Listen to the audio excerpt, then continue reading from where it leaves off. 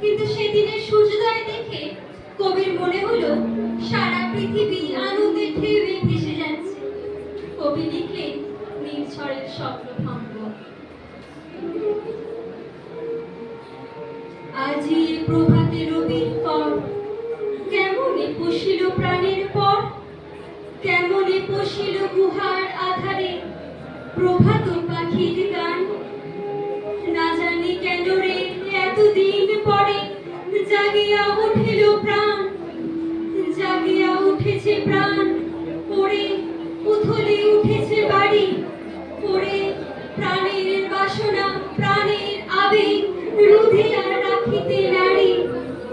থর থর করে কাঁপেছে ভূধর, শিরা রাশি রাশি পড়েছে খসে, ফুলিয়া ফুলিয়া ফেনিল শরীর, গরজে উঠেছে দারুণ রোষে।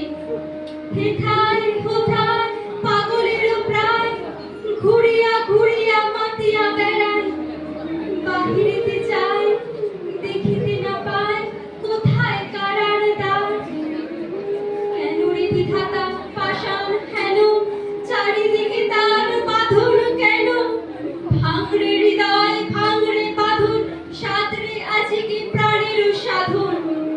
লহরীর পরে লহরী তুলিয়া আঘাতের পরে আঘাত কর, মাতিয়া যখন উঠেছে পরাণ, কিসের আধার কিসের পাষাণ, উথলে যখন উঠেছে বাসনা, জগতে তখন কিসের ডর। আমি ঢালিব করুণ ধারা, আমি ভাঙিব পাষাণ কারা, আমি জগৎ প্লাবিয়া বেড়াবো গাহিয়া আকুল পাগল পাড়া।